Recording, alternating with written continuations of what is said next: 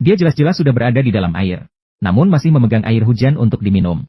Bahkan mengambil kotak kaleng yang tersisa untuk mencoba menampung lebih banyak air hujan. Berusaha menampung lebih banyak air hujan. Sayangnya, dengan terlalu keras menarik, dia malah mencabut cincin tariknya. Akhirnya, dia hanya bisa mencoba membuka kaleng dengan tangan kosong. Namun saat dia mengangkat kepalanya, sebuah cara untuk melarikan diri dari kontainer tiba-tiba muncul dalam pikirannya. Kemudian, dengan menggunakan pisau Swiss Army, dia membuka plat baja. Dia meletakkan tali pengangkat di atas plat baja. Dia menggenggam erat tali pengangkat dengan kedua tangan. Lalu dia menarik dengan sekuat tenaga ke bawah. Akhirnya, dia berhasil menarik plat baja itu turun. Dia begitu terharu hingga menangis bahagia. Akhirnya, dia bisa melarikan diri dengan bayi perempuannya yang baru lahir. Namun ketika dia keluar dari kontainer, dia menyadari bahwa dia berada di tengah lautan yang luas. Mia adalah seorang penyelundup. Awalnya, dia berencana melarikan diri dari Spanyol bersama suaminya Nick. Tidak pernah terpikir karena terlalu banyak orang. Menyebabkan kontainer terlalu kelebihan muatan. Suaminya bahkan ditarik paksa oleh penyelundup. Namun pada saat ini, Mia sudah hamil tua. Bagaimana dia bisa menanggung penderitaan penyelundupan ini sendirian? Dia mencoba menelepon suaminya. Nick sudah dimasukkan ke dalam kontainer lain. Tidak mungkin memberikan bantuan padanya. Namun ketika dia melihat pemandangan mengerikan di luar kontainer, dia hanya bisa bertahan dengan gigih. Ternyata misi ini berubah menjadi pelarian darurat. Ceritanya berlangsung di Spanyol di masa depan. Pada saat itu, dunia barat dilanda perang dan kekurangan sumber daya. Negara-negara Eropa yang dipimpin oleh Spanyol berusaha keluar dari krisis. Menerapkan kebijakan yang kejam dan tidak berperi kemanusiaan. Menyebabkan kehidupan masyarakat menderita dan ketidakstabilan sosial. Dan karena Mia akan segera melahirkan. Jadi suaminya memutuskan untuk membawanya menyelundup ke Irlandia. Untuk mencari kesempatan hidup yang baru.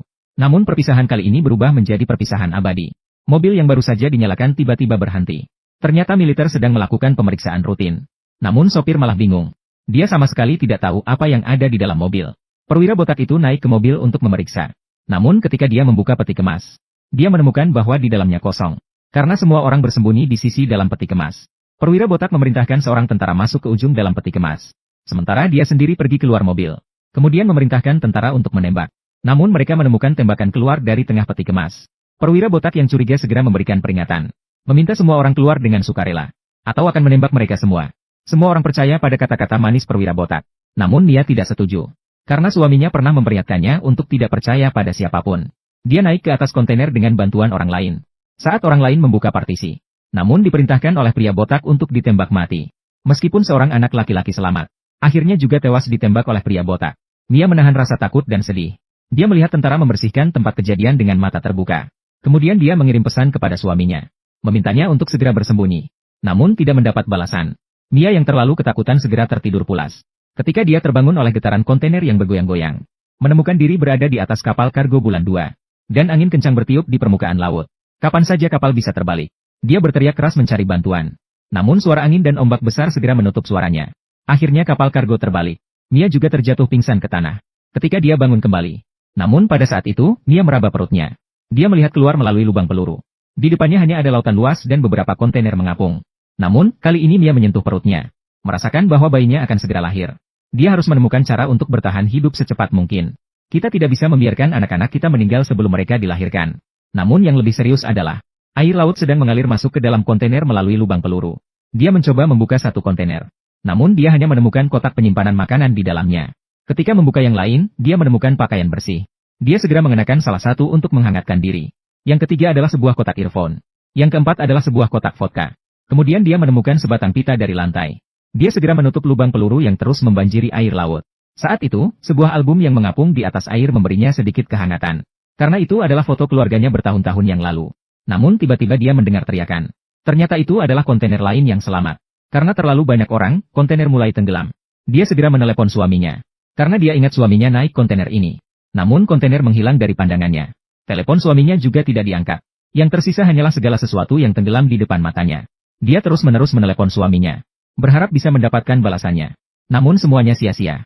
Kemudian dia mengeluarkan pisau Swiss Army untuk mengakhiri hidupnya. Namun dia merasakan gerakan bayi di dalam perutnya. Seolah-olah memberitahunya untuk tetap hidup. Dia mencoba memotong tali pengikat terakhir pada kontainer. Untuk mengetahui apa saja barang-barang bertahan hidup di dalamnya. Ketika dia membuka peti kemasannya. Di dalamnya ternyata masih ada kotak penyimpan makanan. Hal ini membuatnya merasa kecewa. Namun dia segera memiliki ide brilian. Dia melepas segel pada penutup kotak penyimpan makanan. Lalu memotongnya menjadi potongan-potongan. Dengan cara ini, lubang tembakan bisa tertutup dengan baik. Mencegah air laut masuk dengan cepat. Dia mencari peti kemasan lainnya lagi. Menemukan pipa pembuangan. Menyuntikannya ke dalam lubang tembakan. Lalu menuangkan air laut perlahan-lahan. Kemudian berusaha untuk memindahkan peti kemasan. Agar peti kemasan tetap seimbang sebisa mungkin. Kemudian tempelkan selotip pada sisi wadah. Untuk menandai perubahan kedalaman air laut. Lalu dia menggantung foto-foto dari albumnya. Kemudian merapikan persediaan hidupnya. Berusaha menciptakan lingkungan hidup yang stabil. Saat itu, tiba-tiba telepon dari orang asing berdering. Orang di ujung telepon adalah suaminya, Nick. Ternyata Nick tidak naik ke peti kemasan. Karena sopir telah menipu mereka. Mereka dibuang di luar kota. Untungnya, mereka selamat. Ketika Nick mengetahui situasi Mia, dia mendorong Mia untuk bertahan hidup. Bertahanlah sampai dia datang menyelamatkan. Namun, begitu telepon dimatikan, Mia merasakan air ketuban pecah. Bayi akan segera lahir. Namun, dalam lingkungan hidup yang kejam seperti ini, menjadi sulit untuk melahirkan bayi. Namun Mia tetap berusaha sekuat tenaga. Akhirnya melahirkan seorang bayi perempuan di dalam air. Setelah anak perempuan lahir, Mia semakin aktif dalam mencari cara bertahan hidup, terus-menerus mengisi energi, dan mulai mencari cara untuk melarikan diri dari peti kemas. Dia mencoba membuka bagian atas peti kemas dengan bor listrik. Namun bayi terus menangis. Membuat Mia harus membagi perhatiannya. Namun kesabaran manusia tidak tak terbatas. Dia juga pernah marah pada anaknya. Namun setelah tenang, dia tetap berusaha membuka peti kemas. Namun, saat dia hampir berhasil, mesin bor listrik tiba-tiba mati. Harapan untuk sukses kembali pupus. Mia terduduk tanpa daya di tanah. Dia mencoba untuk menghidupkan ponselnya lagi. Namun layar sudah retak dan tidak bisa digunakan. Dia mencoba memotong plat baja dengan pisau lipat Swiss. Namun, meskipun tangan terluka, usahanya tetap gagal. Malam pun tiba. Mia menatap laut yang diselimuti kegelapan. Rasa takut melanda hatinya. Tiba-tiba, makhluk tak dikenal menabrak kontainer. Mia terjatuh ke dalam air. Anak perempuan juga terbangun oleh suara keras dan menangis tanpa henti. Mia memeluk anak perempuannya. Dia terus-menerus memukul plat baja dengan tongkat kayu. Berusaha mengusir ikan besar itu. Mungkin tindakannya menyentuh hati Tuhan. Ikan besar itu perlahan-lahan pergi. Kontainer kembali tenang. Anak perempuan tidak menangis lagi. Namun usaha untuk menyelamatkan diri tidak boleh berhenti. Karena air laut di dalam kontainer semakin dalam. Dia kembali menggunakan pisau tentara untuk terus memotong plat baja. Namun pisau tentara juga patah karena aus. Dia ingin meminta bantuan suaminya lagi. Namun telepon tetap tidak bisa dihubungi. Dan pada saat itu, botolnya sudah tidak ada air tawar lagi. Mia yang sangat haus menuangkan air laut ke dalam botol penuh. Untuk diminum agar hilang dahaganya. Namun akhirnya dia berhasil menahan diri. Dan menuangkan air laut ke atas kepalanya. Namun pada saat itu, air kristal di atas kontainer memberikan sedikit harapan pada Mia.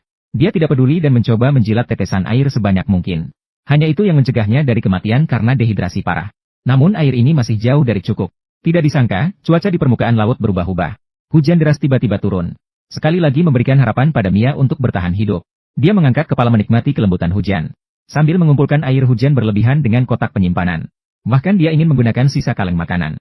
Namun ketika dia mencoba membuka penutup kaleng dengan tangan kosong, dia memikirkan cara untuk membuka peti kemas. Kemudian dia membuka papan baja dengan menggunakan pisau Swiss Army. Memasang tali pengangkat di atas papan baja. Menggenggam erat tali pengangkat dengan kedua tangan. Kemudian dengan segenap tenaga menarik ke bawah. Akhirnya berhasil menarik papan baja ke bawah.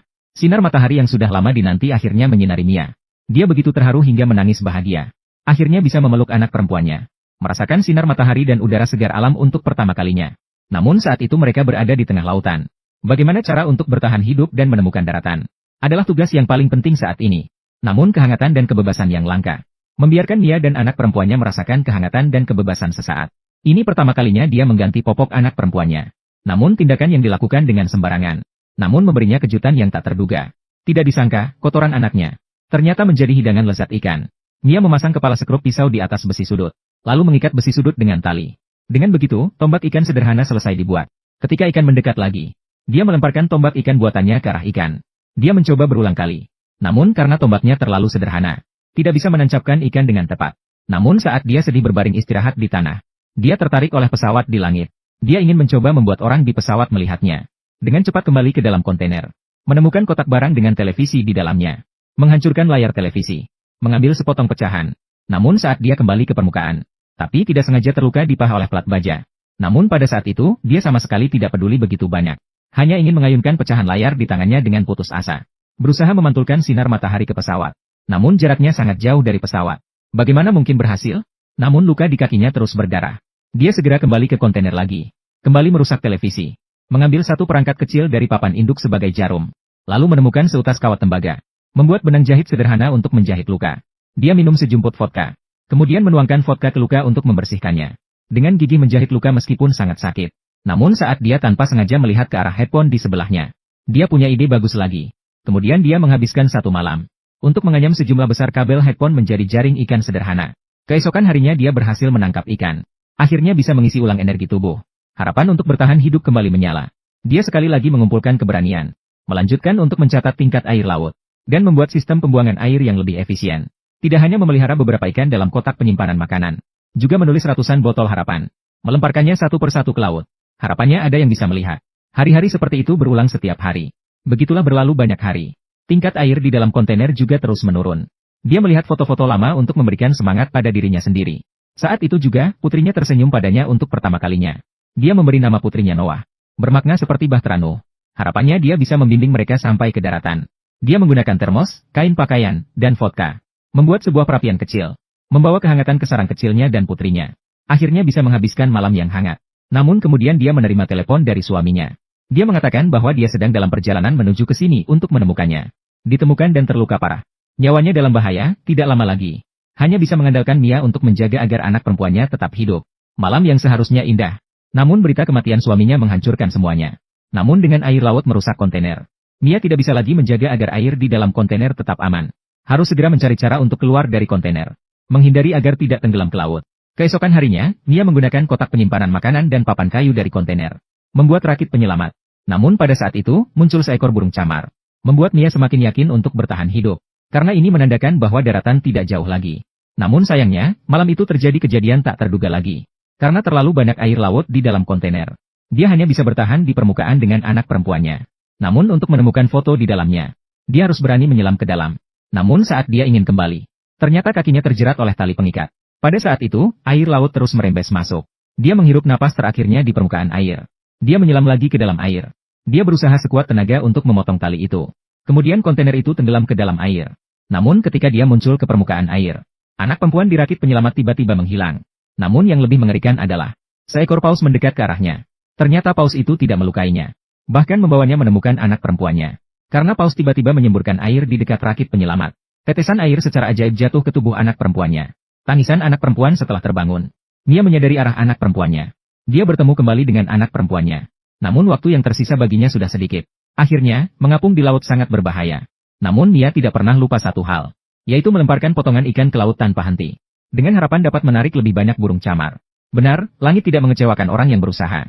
Sebuah kapal penangkap ikan Irlandia sedang melintasi wilayah laut ini. Wanita di kapal melihat kumpulan burung camar yang banyak. Dan berhasil menyelamatkan putrinya dari rakit penyelamat. Dan dengan menghubungkan tali ke pelampung penyelamat, Mia juga ditarik ke atas. Dengan usaha keras untuk menyelamatkan. Akhirnya Mia terbangun. Dan hal pertama yang Mia lakukan setelah bangun, adalah ingin memeluk putrinya. Ketika yakin bahwa orang di kapal adalah orang Irlandia. Kekhawatiran dalam hatinya juga mereda.